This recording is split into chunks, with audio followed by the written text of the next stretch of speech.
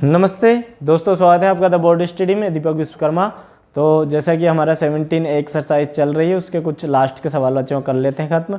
अगर आप फिजिक्स के नोट्स ख़रीदना चाहते हैं तो आप नीचे दिए गए व्हाट्सअप नंबर पर कांटेक्ट कर लीजिए। ऑब्जेक्टिव्स भी हम निकाल रहे हैं तो आप वहाँ से देख सकते हैं। चलिए ठीक है, तो देखते हैं हम। पहला सवाल हमारा है 19 नंबर का। 18 हमने कर लिया था कि A vector B vector given है, प्रूफ करना है कि A plus B vector and A vector minus B vector आपस में परपेंडिकुलर है।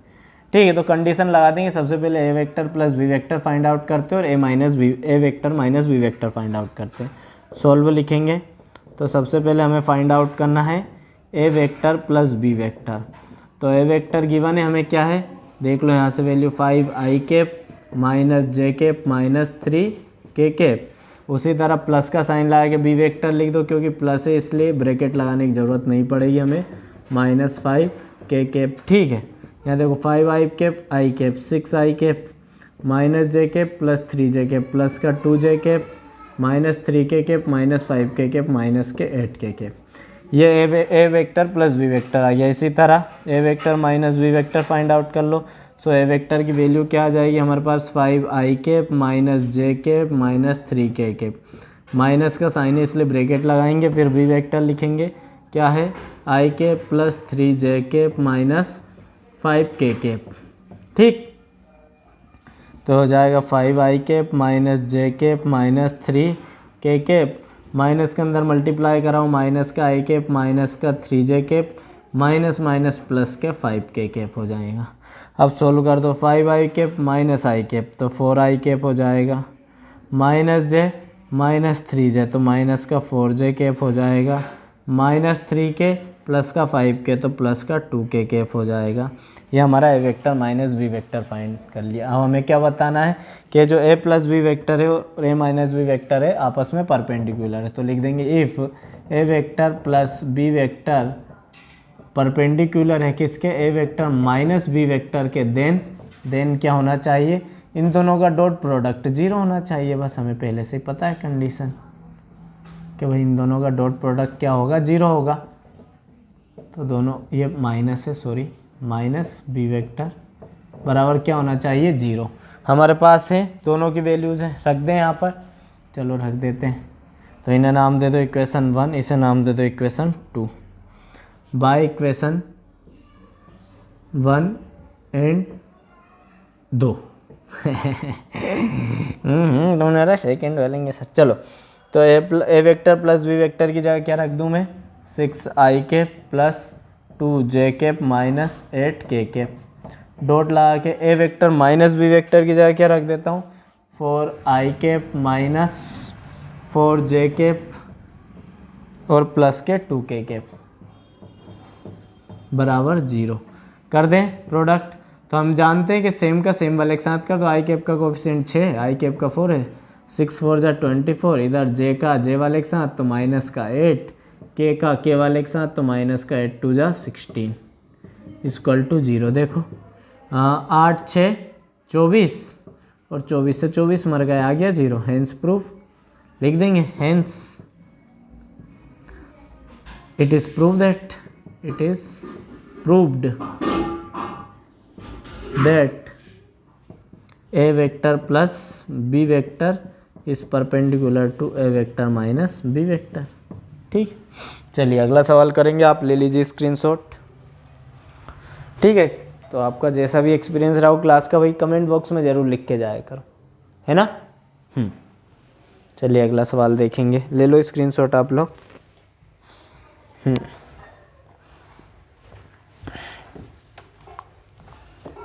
चलिए अगला अच्छा सवाल है 20th वाला। चलो मिटा देते हैं इसे। प्लाज्मा टीवी का बुकड़ा ताड़ी, ये बहुत ट्रेंड में चल रहा है। एक वो भी बहुत ज़्यादा ट्रेंड में, कौन सा है वो, कागज के 2 पंख लेके उड़ा चला जाए रे, जहाँ नहीं जाना था ये वहीं चला आए रे।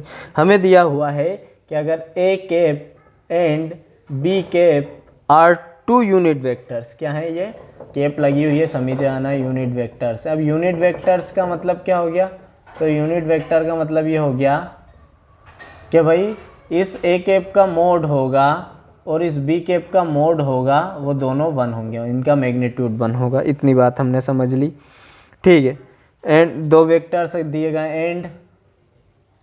एंड गिवन, और क्या गिवन है हमें, एक है सी वेक्टर जिसकी वैल्यू है सी वेक्टर जिसकी वैल्यू गिवन है हमें ए कैप प्लस 2 बी कैप, और इसी तरह एक डी वेक्टर गिवन है हमें, डी वेक्टर की क्या वैल्यू है 5 A cap minus 4 B cap, मतलब इस बार आई जे के की जगह हमें ए कैप बी कैप दे दिया। देन हमसे बोल, और ये क्या है, ये दोनों वेक्टर आपस में perpendicular and C vector is perpendicular to d vector, ऐसा बोल रहा कि भाई ये जो दोनों गिवन जो ये वाले वेक्टर जो आपस में परपेंडिकुलर, देन हमें फाइंड आउट करना, then find angle between a cap and B cap. ये जो दो शुरू में यूनिट वेक्टर दिए ना, इनका हमें क्या फाइंड आउट करना है, एंगल फाइंड आउट करना है। तो इन दोनों का अगर एंगल फाइंड आउट करना है तो फॉर्मूला क्या होगा हमारा, तो हम पहले ही लिख लेते हैं, सोल्व ही है यहाँ से, इसका आप सॉल्यूशन ही समझो चालू, है ना। तो एंगल का फॉर्मूला क्या हो जाएगा, कोस थीटा हम जानते हैं, जिनके बीच का भी एंगल फाइंड आउट कर रहे हैं उनके बीच का डॉट प्रोडक्ट बटा उनका अलग अलग मैग्नीट्यूड का प्रोडक्ट का डिवाइड करा दो, ये फॉर्मूला बन जाएगा। आप देख ही चुके हो, है ना, कोस थीटा को। तो हमें यहाँ दो चीज़ें चाहिए, एक तो इन दोनों का डॉट प्रोडक्ट जो कि अभी हमारे पास है नहीं, हाँ मोड जरूर दोनों का हमें पहले ही दे दिया क्योंकि यूनिट वेक्टर है तो 1 1 हो जाएगा। मतलब हमें क्या फाइंड आउट करना है, A cap dot B cap find out, जो किसकी मदद से फाइंड आउट कर पाएंगे हम, सी और डी से। कैसे, देखो यहाँ पर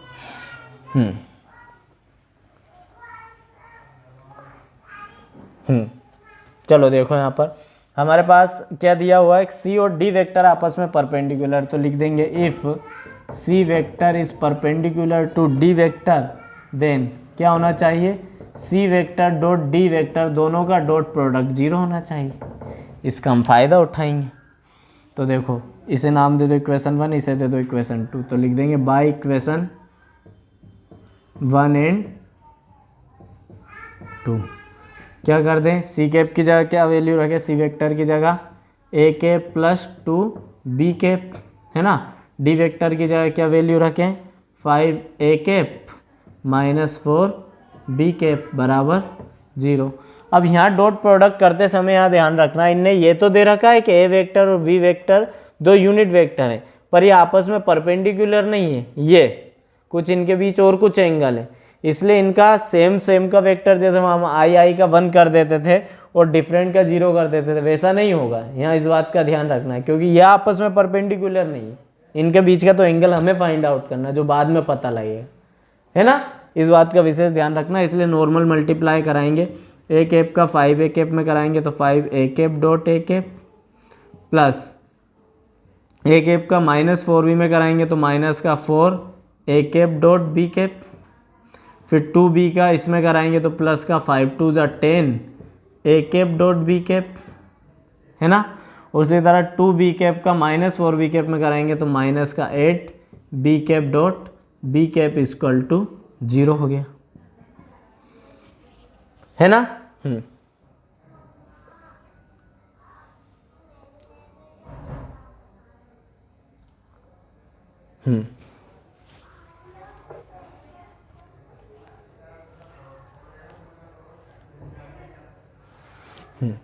अब देखो ये सेम यूनिट वेक्टर है, इनका तो 1 हो ही जाएगा। क्यों 1 होगा, मान लो ये यहाँ पर हमारा ए कैप ये इस डायरेक्शन में था ये यूनिट वेक्टर, तो इसका ए कैप भी तो इसी डायरेक्शन में, मतलब ए कैप की कंडीशन में तो हमें एंगल पता है ना 0 डिग्री, इसलिए अगर मैं फॉर्मूला लगाऊं कौन सा, डॉट प्रोडक्ट वाला, क्या होता है फॉर्मूला बताया था ना हमने कि अगर ए वेक्टर बी वेक्टर दो वेक्टर हैं तो इनका डॉट प्रोडक्ट क्या होगा, mod of a and mod of b cos theta होगा, है ना।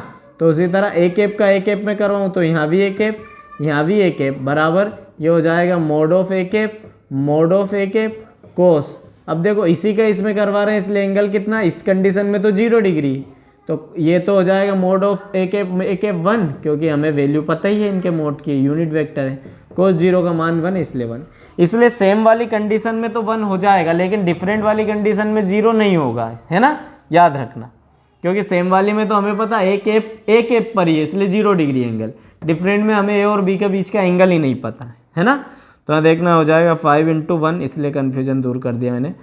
-4 और प्लस का 10, देखो सेम क्वांटिटी इसलिए हो जाएगा 6 प्लस का a cap dot b cap, minus यहाँ से भी 8 और b कैप का b कैप में होगा तो 1 हो जाएगा बराबर 0, है ना। ये हो जाएगा 6 a cap dot b cap, ये हो जाएगा 5 में से 8 गए, 8 में से 5 गया तो माइनस का 3 बराबर 0, 3 उधर गए तो 6 a cap dot b cap बराबर 3 प्लस का, सो a cap dot b cap 6 2 जा 3, 3 2 जा 6, 3 1 जा 3, तो इधर तो बचा 1, 2 अड्डे में आ गया।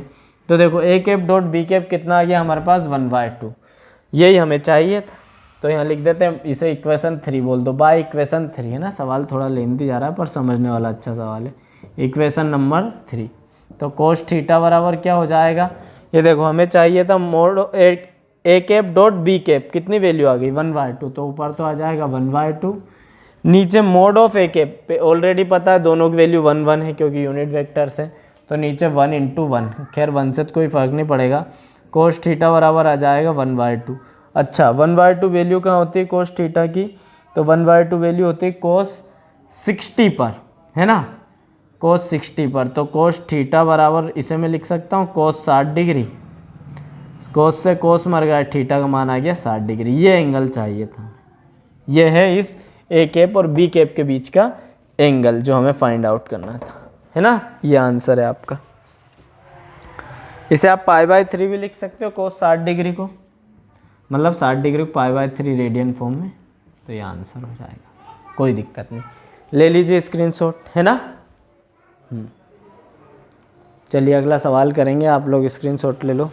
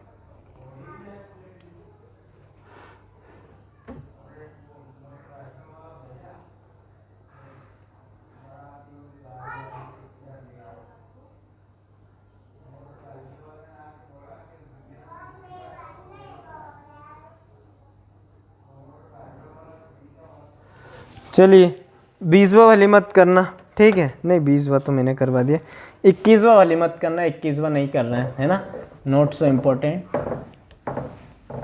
21वां नहीं करेंगे, है ना।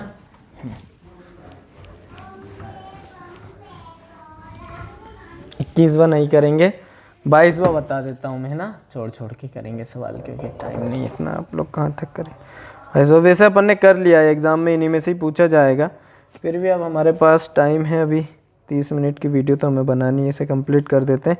इफ़ गिवन है हमें कि भाई A vector plus B vector का मोड बराबर है mod of A vector minus B vector के, देन हमें प्रूफ करना है, देन प्रूव,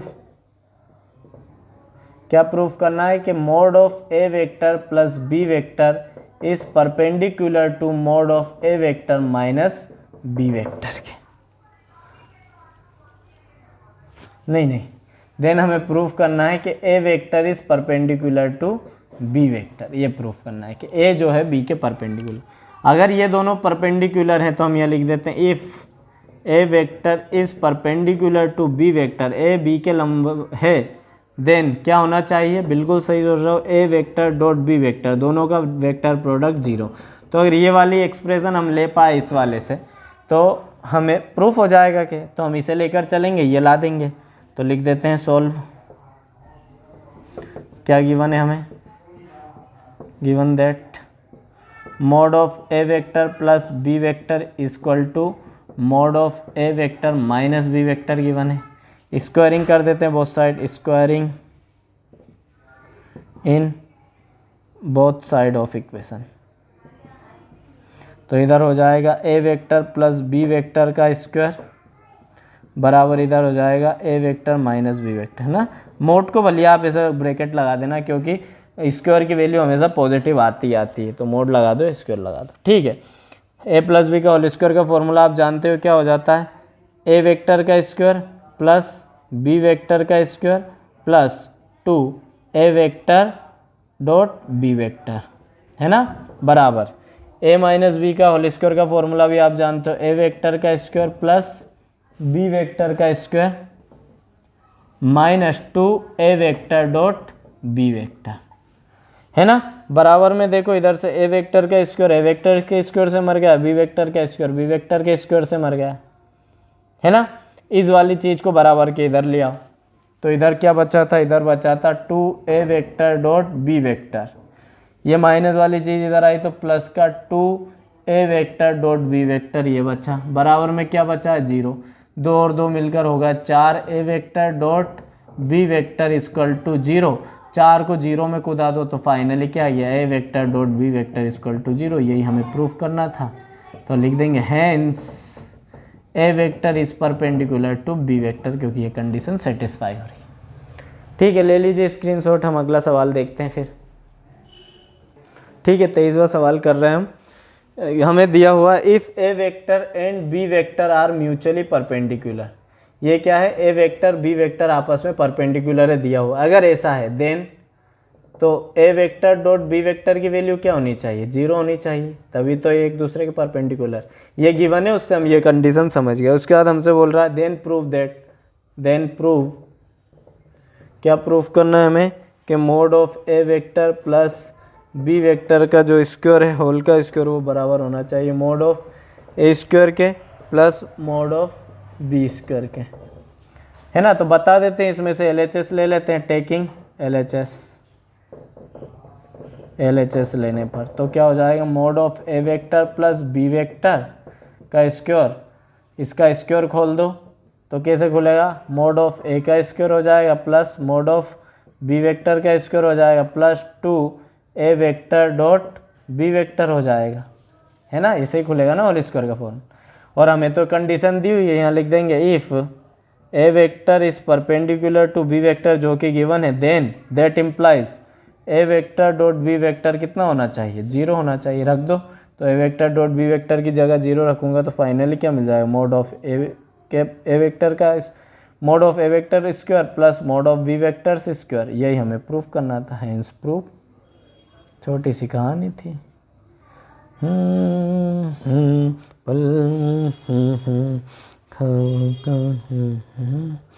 अगला दिया हुआ चॉइसवा में भाई proof that if two vectors are mutually perpendicular then their scalar product is 0। अरे क्या ही है सवाल, है ना, चॉइसवा बिल्कुल छोटा सा एक सवाल कर देते हैं। फिर भी हमसे बोल रहा है कि भाई अगर दो आपके वेक्टर्स अगर म्यूचुअली परपेंडिकुलर है तो उनका जो डॉट प्रोडक्ट होगा 0 होगा। तो हम मान लेते let a vector and b vector are mutually की स्पेलिंग गलत लिख दी हम, है ना, म्यूचुअली परपेंडिकुलर देन मतलब ये कैसे वेक्टर्स होंगे, अगर ए वेक्टर ऐसा है तो बी वेक्टर ऐसा होगा, ये ए वेक्टर है ये बी वेक्टर है, मतलब दोनों के बीच में कितना एंगल है, थीटा बराबर 90 डिग्री। देन ए वेक्टर डॉट बी वेक्टर क्या हो जाएगा, तो फॉर्मूला हम जानते हैं, ये हो जाएगा mod of A vector mod of B vector and cos theta. लेकिन थीटा तो हमें गिवन है कि भाई परपेंडिकुलर है, इसलिए कोस थीटा इक्वल टू 90। तो ए वेक्टर डॉट बी वेक्टर बराबर क्या हो जाएगा, mod of A vector mod of B vector cos 90, और कोस 90 का मान आप जानते हो कितना होता है, बिल्कुल सही सोच रहा हूँ, 1 नहीं, गलत सोच रहा हूँ, 0 होता है, मैंने गलत लिख दिया। तो जब यहाँ 0 रखूँगा तो सब कुछ 0 ना हो जाएगा। तो देखो ये आ गया A vector dot B vector equal to 0। क्योंकि अगर दो वेक्टर आपस में परपेंडिकुलर हैं तो उनका जो डॉट प्रोडक्ट है वो हमेशा 0 होता है। ये लाइन नीचे छाप देना। ठीक है, ये हो गया हमारा 24वां भी। 25वां क्या बोल रहा है, if two vectors are such that then prove that is perpendicular to B vector. ठीक है।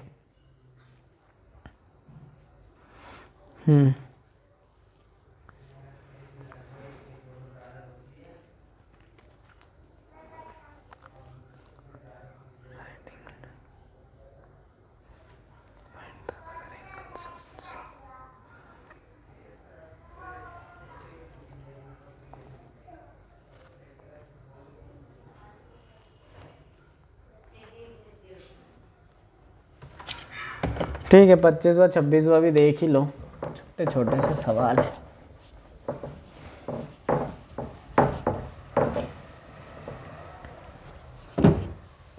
छुड़वाने का नाम करें, छोड़वा। 25वें में दिया गया है कि अगर ए वेक्टर और वी वेक्टर दो वेक्टर्स हैं और एक कंडीशन दे रखी है, गिवन है ये कंडीशन हमें गिवन, कि अगर a vector plus B vector का जो मोड है वो किसके बराबर है, ए वेक्टर के मोड के बराबर। तो हमें प्रूफ करना है, then prove that is perpendicular to B vector. Then prove कि भाई जो A vector to A vector plus B vector है वो परपेंडिकुलर है किसके, बी वेक्टर के।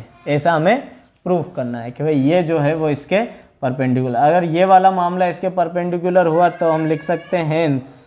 हमें क्या प्रूफ करना है, निकाल रहे हैं हम कि भाई इन दोनों का dot product 2a vector plus b vector वाले वेक्टर का डॉट प्रोडक्ट किसके साथ, b वेक्टर के साथ कितना होना चाहिए, 0। मतलब ये वाली कंडीशन लेके चलेंगे, प्रूफ कर देंगे। तो सॉल्व करेंगे, यहाँ सॉल्व तो खैर ऊपर से कर ही रहे हैं अपन। यहाँ लिख देंगे गिवन कंडीशन क्या है, mod of A vector plus B vector equal to mod of A vector. दोनों तरफ स्क्वायरिंग कर देंगे, squaring in both side of equation. तो इधर हो जाएगा mod of A vector plus mod of B vector का square equal to mod of A vectors square.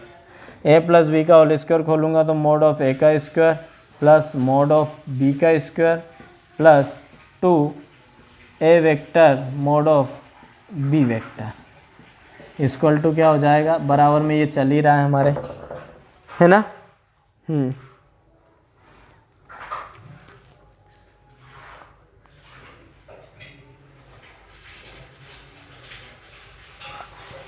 ठीक, ये देखो ए वेक्टर के स्क्वायर से मोड ऑफ ए वेक्टर का स्क्वायर मर गया क्योंकि सेम साइन के हैं, बराबर में कट जाते हैं। ठीक है ना।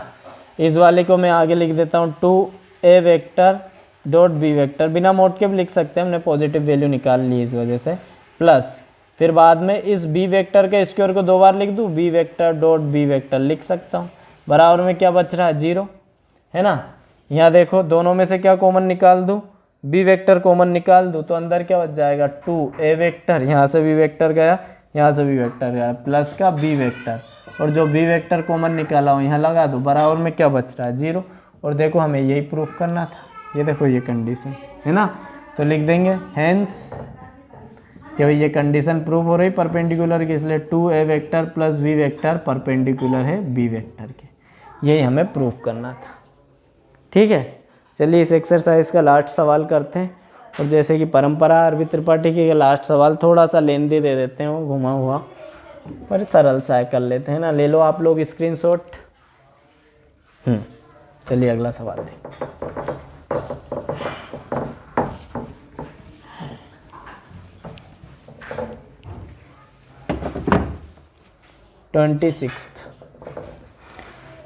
हमें दिया हुआ है given that this right angle side. पहले हम कंसीडर कर लेते हैं, लेट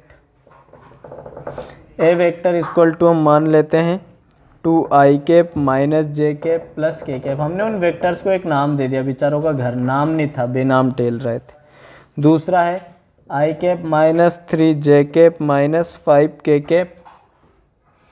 सी वेक्टर हमने मान लिया है 3i cap minus 4j cap minus 4k cap. हमसे बोल रहा है कि आप प्रूव करो कि ये जो तीनों वेक्टर्स हैं ये किसी ट्राइंगल की साइड है और वो ट्राइंगल आपका राइट एंगल ट्राइंगल है, मतलब ये कुछ ऐसा ट्राइंगल है ना, जिसके तीनों वर्टेक्स तीनों वेक्टर्स हैं। अब कौन सा किसका वेक्टर है अभी हमें देखने पर पता लगेगा। हम जानते हैं कि भाई किसी भी राइट एंगल ट्राइंगल में 3 साइड होती है, परपेंडिकुलर, बेस, हाइपोटेनियस। हाइपोटेनियस सबसे बड़ी साइड होती है और परपेंडिकुलर बेस आप किसी को भी ले सकते। तो पहले हम इन सब का मैग्नीट्यूड निकालते हैं, उससे हमें पता लगेगा कि हाइपोटेनियस क्या है और परपेंडिकुलर और बेस क्या। तो इनका लाइन लेंथ कैसे निकालते हैं, तो वही मैग्नीट्यूड निकाल कर। तो सॉल्व लिख दो, यहाँ सॉल्व लिख देंगे। Then mod of A vector, मतलब ये ए वेक्टर वाली जो भी साइड है ना उसकी लेंथ कैसे निकालेंगे। तो मोड निकालने का तरीका आपको पता है, ये रूट लगाओ, फिर ए वेक्टर के जो भी आई का कोफिशिएंट है उसका स्क्वायर कर दो, प्लस जे का कोफिशिएंट है उसका स्क्वायर कर दो, प्लस के का कोफिशिएंट 1 है उसका स्क्वायर कर दो, है ना। माइनस भी साइन लेना, खैर वो पॉजिटिव हो जाएगा स्क्वायर से, पर फिर भी हमें लेना। अंडर रूट में क्या आ जाएगा, 4 + 1 + 1, मतलब ये आ गया √6, है ना। उसी के साथ क्या निकाल देंगे, मोड ऑफ वी वेक्टर निकाल देंगे। वो कैसे निकलेगा मोड ऑफ वी वेक्टर, तो यहाँ पर देखो वी वेक्टर के कोफिशिएंट्स देखो, 1 का स्क्वायर प्लस -3 का स्क्वायर प्लस -5 का स्क्वायर, ठीक है। सो अंडर रूट में हो जाएगा ये 1 + 3 का स्क्वायर 9 + 25, है ना। स्क्वायर से बाहर निकलेगी इसलिए वैल्यू पॉजिटिव ही आएगी। तो कितना हो जाएगा, 1 9 10 और 25 35, तो √35 आ गया है। इसी तरह क्या फाइंड आउट कर लेते हैं हम, मोड ऑफ सी वेक्टर। तो मोड ऑफ सी वेक्टर क्या वैसे फाइंड आउट करेंगे, तो इससे 3 का स्क्वायर प्लस -4 का स्क्वायर प्लस अगेन -4 का स्क्वायर, ठीक है। तो ये हो जाएगा आपका 9 + 16 + 16, 16 दूनी 32, 32 9 41, √41। ये तीनों की लेंथ आ गई। एक साइड है √6 यूनिट लंबी, अब सेंटीमीटर में मीटर में हमें पता नहीं। दूसरी साइड है √35 और तीसरी √41। तो हम जानते हैं सबसे लंबी लेंथ किसकी, इसी की √41। तो मतलब ये हमारा हाइपोटेनियस हो गया, मतलब कुल मिला के √41 जो है वो हमारा हाइपोटेनियस है। अब आप √35 √6 में से किसी को मान लो, तो मैं √35 मान लेता हूँ बेस को और √6 मान लेता हूँ परपेंडिकुलर। अब हमें ये तो हमें दिख रहा है, लेकिन हमें प्रूफ करना है कि भाई ये तीनों साइड किसी राइट एंगल ट्राइंगल की। तो राइट एंगल ट्राइंगल की साइड बताने का सबसे बढ़िया तरीका है पाइथागोरस थ्योरम को यहाँ पर प्रूफ कर दो। Then if given triangle is right angled, कि भाई अगर आपका जो ट्राइंगल है अगर वो राइट एंगल है, देन बाय पीजीटी, तो ये पाइथागोरस थ्योरम को प्रूफ करेगा। पाइथागोरस थ्योरम क्या बोलती है भाई, कि जो हाइपोटेनियस का स्क्वायर होगा वो किसके बराबर होना चाहिए, परपेंडिकुलर स्क्वायर प्लस बेस के स्क्वायर के सम के। तो हाइपोटेनियस क्या हमारा √41 प्लस परपेंडिकुलर क्या माना हमने √6 प्लस बेस क्या माना √35। आप तो बस सबसे बड़ी लेंथ हमारी सबसे बड़ी साइड हाइपोटेनियस होगी, बाकी दोनों कुछ भी मानो कोई फर्क नहीं पड़ रहा। रूट से रूट मर गया, रूट से रूट मर गया, रूट स्क्वायर से रूट मर गया, सॉरी। इधर 41 ये बराबर वाला साइन है, इधर क्या हो जाएगा 6 + 35। तो फाइनली आप भी देख पा रहे होंगे 41 इधर 35 और 6 = 41, दोनों प्रूफ हो गए। मतलब अगर पाइथागोरस थ्योरम प्रूफ हो गई तो लिख देंगे hence triangle is right angle triangle, कि जो आपका ट्राइंगल है वो राइट एंगल्ड ही है। ये प्रूव हो गया। अब हमसे पूछ रहा है ये एंगल और फाइंड आउट करो आप, ये वाला और ये वाला। तो हम जानते हैं ये कौन सा वेक्टर माना है हमने, ये किसका मैग्नीट्यूड है, ये आपके सी वेक्टर का मैग्नीट्यूड है 41, है ना। तो ये कौन सा वाला वेक्टर है आपका, सी वेक्टर। √35 कौन सा वेक्टर है, बी वेक्टर। तो √35 है हमारा बी वेक्टर, और ये है हमारा मोड ऑफ ए वेक्टर की वैल्यू। तो हमें जैसे सबसे पहले ये वाला एंगल फाइंड आउट करना है, तो लाइन से फाइंड आउट कर दो। पहले ए और बी के बीच का एंगल फाइंड आउट करते हैं, angle between a vector and b vector. ठीक है, कैसे फाइंड आउट करते हैं बताता हूँ। cos थीटा बराबर, सबसे पहले तो इन दोनों का डॉट प्रोडक्ट, है ना, जिसके बीच का भी फाइंड आउट कर रहा हूँ ना, उन दोनों के बीच का डॉट प्रोडक्ट निकाल दो, मतलब ये फॉर्मूला लिख देता हूँ, फिर इन दोनों का मोड लिख दो, ये सबसे सरल तरीका है। तो इन दोनों का अगर डॉट प्रोडक्ट देखें तो देखो यहीं से ही देखेंगे, डॉट प्रोडक्ट समझते हो, आई का आई में कर दो, जे का जे में, के का के में, तो आई का आई में करूँगा तो 2 एकम 2 आ जाएगा, फिर प्लस का जे का जे में करूँगा तो माइनस माइनस प्लस, 3 1 जा 3 हो जाएगा, के का करेंगे तो प्लस का 1 माइनस का 5 तो माइनस का 5 आ जाएगा। अपॉन में mode of A vector already हमने फाइंड आउट कर चुका है √6, ये देखो ना, ये मोड ही तो निकालें, ए का मोड √6, बी का मोड है 35, ठीक है। तो ये कितना हो जाएगा आपका, तो ये तो इससे ये कैंसिल, 5 से 5 कैंसिल, 0 आ गया, तो कोस थीटा बराबर 0, और हम जानते हैं कोस थीटा की वैल्यू 0 कहाँ पर होती है, π/2 पर, तो कोस से मतलब 90 डिग्री पर, तो थीटा बराबर π/2 आ गया। किस किस के बीच का एंगल है ये, तो हमें देखो ये हमें ये भी बताना था, राइट एंगल ट्राइंगल हो गया ना प्रूफ, 90 डिग्री आ रहा है। उसी तरह फिर हमें किस किस के बीच का बताना है, तो एंगल बिटवीन, अब बता देते हैं हम B vector and C vector का। कैसे निकालेंगे, तो कोस थीटा बराबर इस बार B vector dot C vector निकाल दो और दोनों का अलग अलग मोड का डिवाइड कर दो, ये फॉर्मूला होता है थीटा का। तो देखो पहले B vector dot C vector देखते हैं, B vector dot C vector, I का 1 आई का 3, तो 3 1 जा 3, जे का -3 जे का -4, माइनस माइनस प्लस, 4 3 जा 12, तो प्लस का 12 हो गया, -5 एंड -4, माइनस माइनस प्लस, 5 4 जा 20, प्लस का 20 हो गया, है ना। अपॉन में मोड ऑफ बी वेक्टर क्या है हमारे पास, mod of B vector √35 already भी है, और मोड ऑफ सी वेक्टर क्या है हमारे पास, √41, सो इट इज़ द √41। कर दो इसे सॉल्व, तो ये हो जाएगा आपका 15 और 25 35, यही होगा ना, यही होगा ना 15, ठीक, 35 बटा √35 और √41।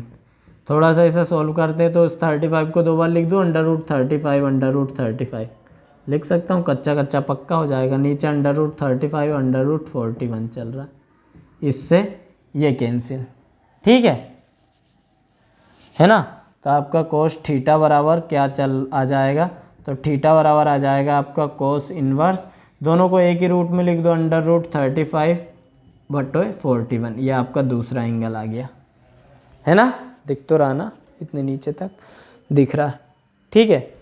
अब अगला एक और एंगल हमें फाइंड आउट करना है, तो आप कर लीजिएगा उसे, है ना।